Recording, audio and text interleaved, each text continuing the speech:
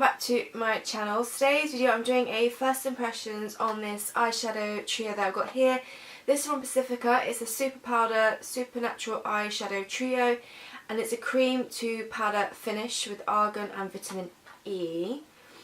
So yeah, I really wanted to play around with some new eyeshadows and things. So I got mine in, you can get a few different colour shades. So I've got mine in Breathless, Glowing and Sunset. So it just comes in a small round packaging like that, and these are the three eyeshadows. I'm assuming this is Breathless, Glowing and Sunset. That would kind of make sense to me. It doesn't. Innovative natural eyeshadow that applies like a cream and sets to a powder, allowing for a smooth velvety application that blends easily and provides a long-lasting, creaseless, flawless finish. Anti-aging ingredients including jojoba and argan oils. So it's 100% vegan, cruelty-free, formulated without carmine, FD&C colour, parabens and petroleum. Like I said, cream to powder eyeshadow, and obviously I've got three eyeshadow palettes from Pacifica, but they're more the powder forms. So it's interesting to see what these are like. It's very nice and compact. I think it's quite nice. It is just like a plastic covering. Yes, they definitely feel creamy. So I'm guessing that's Breathless.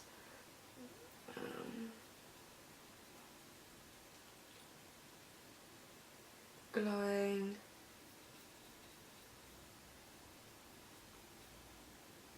And Sunset. That one, that reddish shade, didn't seem particularly pigmented. Ooh. Okay, so not the most pigmented eyeshadows I've seen. It is weird. It does feel like a cream when I was swelling my finger, but as soon as I did that, it felt like a powder, and it doesn't feel creamy on the back of my hand now. So let me just see if there's any reviews on the website. I got mine off Love Lula. So let's just see if anyone says anything about these. Okay, so this was $11.99. Sorry for the review. Okay, so no reviews. I couldn't locate it on my Think Dirty app, so it wasn't on there, but the majority of Pacifica products are extremely clean. So I need to start reading into ingredients soon, so I know kind of what to look out for in products without having to rely on the app. So I need to.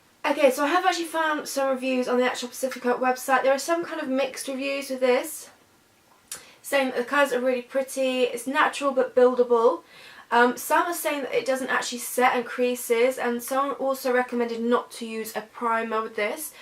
So what I'm tempted to do is do one eye with primer, one eye, make sure I clean it so there's nothing on it, just to see how it goes. I feel like it's something I probably have to use my fingers for to begin with, and maybe use a brush to build up. I'm not sure. So I'm intrigued to give this a go, see what it's like. Like I said, swatches didn't look like they were going to be extremely pigmented eyeshadows, so I'll just have to see how it goes. Okay, so I'm going to keep this eye as the eye without primer, and then just use my Lily Lolo primer as always on the other eye, just to see what the difference is. I'm not really sure where to start. I might go with this shade here first. Like I said, I think I'm going to try it with the finger to begin with, and then maybe build up with the brush and see what the difference is. So I'm going to take that shade on my finger. I'm going to start with the prime side and just pop this on.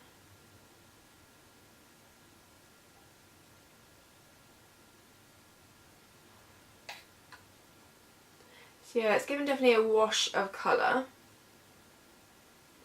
Let's put another layer on.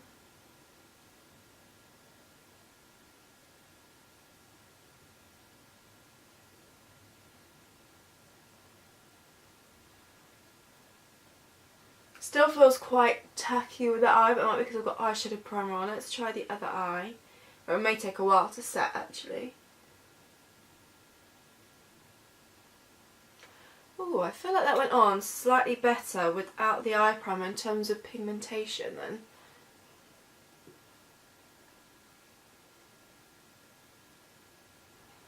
Okay, that's a really pretty colour. They are slightly subtle, but that's okay. More of a natural look, but actually that colour's really pretty.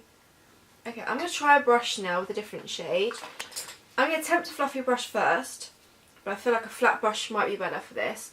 I'm going to go into the more orangey shade here. Pick this up.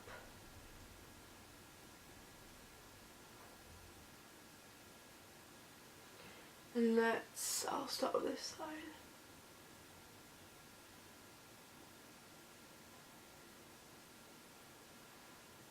Okay, maybe a little bit. I'm going to try a flat brush instead. I feel like that might be better. If not, I think it's going to be the finger root for this. It's annoying because it doesn't give directions on the best way to apply. Or at least that I could see. Which would be really quite helpful because then it knows whether to use finger or whether I should use a brush. Oh no, it does. It says use a fingertip and build up. Okay, let's just stop brushes then. Although that flat brush has made that shade, that orange shade, a bit better. So let's just go in orange. The only thing is, it does get rather messy. Kind of the colours are kind of blending in with each other in the pan, which isn't ideal. Okay, yeah. So definitely the finger root is better.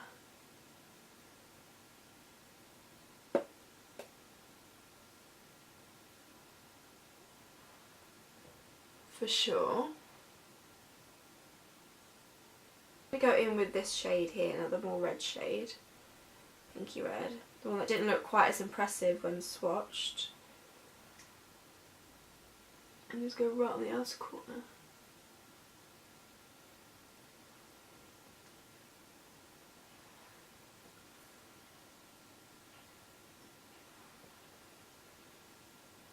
Okay, there is a bit of colour there. I don't know if I'm a huge fan of this pink shade necessarily.